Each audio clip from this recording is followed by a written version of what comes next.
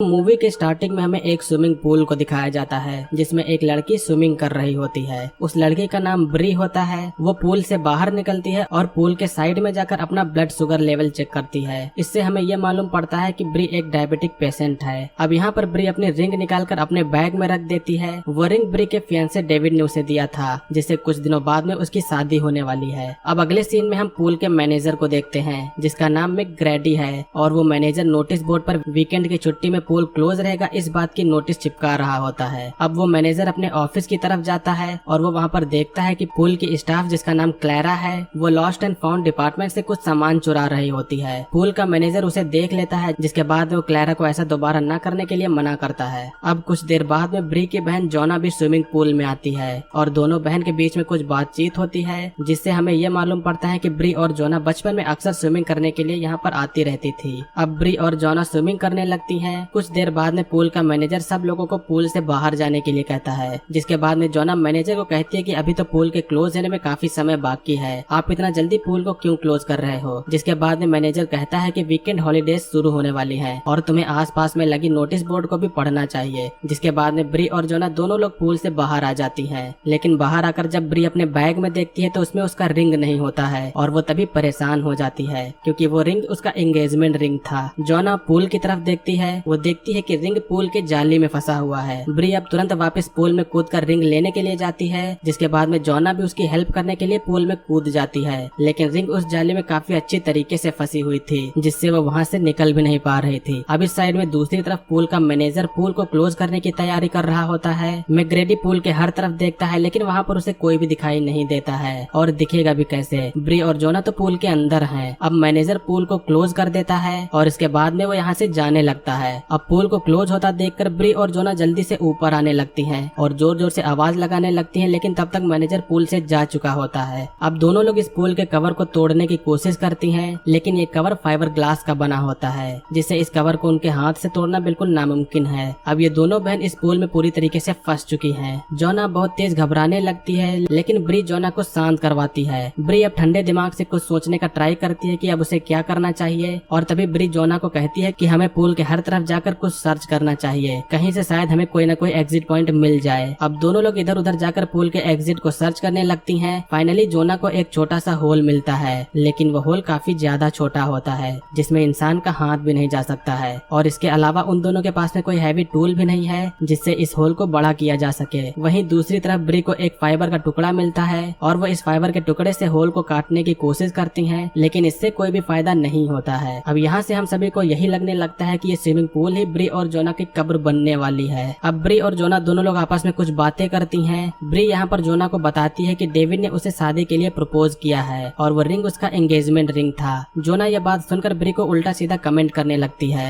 इससे यही लग रहा होता है कि जोना ब्री से जीलियस हो रही है। ब्री समझ जाती है कि वो रिंग किसी और ने नहीं बल्कि जोना ने ही पूल में फेंका था। इन दोनों के पूल में फंसने का असली कारण जोना ही थी। अगर जोना ने पूल में रिंग नहीं फेंका होता तो ये दोनों लोग पूल से बाहर होती। अब यहाँ पर ब्री एक बार फिर से कोशिश करती है और इस बार वो इस रिंग को उस ड्रेन एग्जिट से निकाल लेती है। अब ब्री उस पूल से निकलने का कोई और तरीका ढूंढने लगती है। ब्री कहती है कि पूल के नीचे एक गेट है, अगर तुम साथ में हेल्प करोगी तो शायद पूल का कवर उससे टूट जाएगा, लेकिन जोना यहाँ पर ऐसा करने से मना कर देती है क्योंकि जोना को अब पानी के अंदर जाने से डर लग रहा था। फिर भी ब्री अकेले ही पानी के अंदर जाकर उस गेट को तोड़ने की कोशिश करती है, लेकिन इससे कोई फायदा नहीं होता है। अब यहाँ पर जोना को पता चलता है कि ब्री को पिछले 3 साल से डायबिटीज है और अगर वो टाइम से इंजेक्शन नहीं ले पाई तो वो कोमा में भी जा सकती है। ये सुनकर जोना को अच्छा नहीं लगता है। सुबह से शाम हो गई है और अभी तक इन दोनों को बचाने के लिए कोई भी नहीं आया है। जोना ब्री का जला हुआ हाथ देखकर उससे पूछती है तो ब्री उसे गुस्से में कहती है कि यह बात मैं तुम्हें कई बार बता चुकी हूँ, लेकिन फिर भी जोना यह बात उसे पूछती है क्योंकि उसने पूरी बात कभी नहीं बताई थी।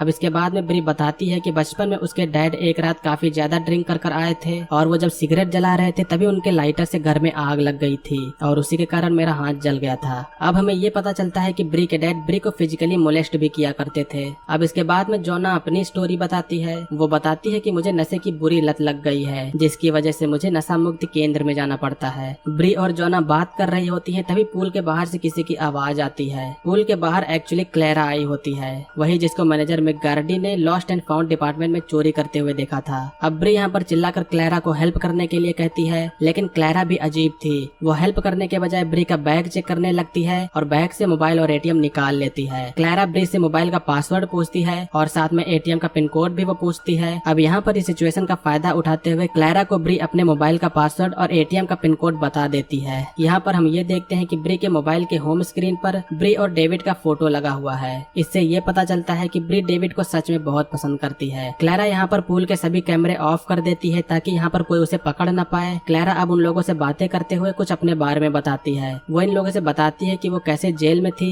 और अपने बच्चे को पालने के लिए उसने कैसे स्ट्रगल किया। ये सब बात बताने के बाद में क्लैरा अब यहाँ से चली जाती है। ब्री की हालत अब धीरे धीरे बेहद ही खराब होती जा रही है। क्लैरा के यहाँ से चले जाने के बाद में पूरी रात ब्री और जोना क्लैरा का वेट करती हैं, मगर क्लैरा इस रात यहाँ पर वापस नहीं आती है। लेकिन फिर अगली सुबह यहाँ पर क्लैरा वापस आती है। जोना उसे ब्री का इंजेक्शन मांगती है, लेकिन क्लैरा उन्हें इंजेक्शन नहीं देती है और साथ में कहती है कि तुम लोगों को ऐसे ही यहाँ पर मरना चाहिए क्योंकि तुम्हारे अकाउंट में सिर्फ $80 ही है। क्लैरा को यहाँ पर इन लोगों से सिर्फ पैसे चाहिए और इन लोगों को बचाने का क्लैरा का कोई भी इंटेंट नहीं होता है। ये बात सुनकर अब ब्री को गुस्सा आ जाती है और वो उसे सबक सिखाने का सोचती है। ब्री यहाँ पर झूठ मूठ का रोने का नाटक करने लगती है और जब क्लैरा उसे सुनकर उसी होल के पास में आकर अपना कान लगाती है तो ब्री उसी फाइबर के टुकड़े से क्लैरा के कान पर मार देती है, जिससे क्लैरा के कान से खून बहने लगता है। क्लैरा अब गुस्से में आकर पूल में क्लोरीन का सप्लाई ऑन कर देती है, जिससे उन लोगों को ऑक्सीजन न मिल पाए और सांस न लेने के कारण वो दोनों लोग यहाँ पर मर जाएं। लेकिन तभी क्लैरा को ख्याल आता है कि अगर वो दोनों लोग मर गई तो फिर से उसे जेल में जाना पड़ेगा। इसीलिए क्लैरा क्लोरीन की सप्लाई को बंद कर देती है। अब क्लैरा ब्री से उसकी सबसे कीमती चीज मांगती है। इस समय ब्री के पास में उसकी सबसे कीमती चीज ये रिंग ही होती है, जिसके बाद में ब्री अपना ये एंगेजमेंट रिंग निकाल कर क्लैरा को दे देती है और क्लैरा रिंग लेने के बाद में यहाँ से चली जाती है। एक और रात निकल जाती है और इधर ब्री की तबीयत और भी बिगड़ जाती है। ये सब कुछ होने का जोना को बहुत पछतावा होता है, जिससे जोना ब्री से माफी मांगती है। अब अगले सीन में हम देखते हैं कि इस पूल का कवर ओपन हो गया है और डेविड आकर ब्री को बचा लेता है। लेकिन हमें यहाँ पर यह पता चलता है कि ब्री एक सपना देख रही थी। अब जब ब्री की नींद टूटती है तो वो देखती है कि जोना अपनी जान लेने की कोशिश कर रही है। ब्री अब उसे समझाती है और कहती है कि हम दोनों लोग यहाँ से जरूर निकलेंगे। अब जोना हिम्मत करके फिर से उसी जाली को तोड़ने की कोशिश करती है, जिसके बाद में वो ब्री से टॉवल मांगती है और उस टॉवल को जाली में फंसाकर अब पूरी ताकत से खींचती है और फाइनली इस बार जोना इस जाली को तोड़ने में सक्सेस हो जाती है।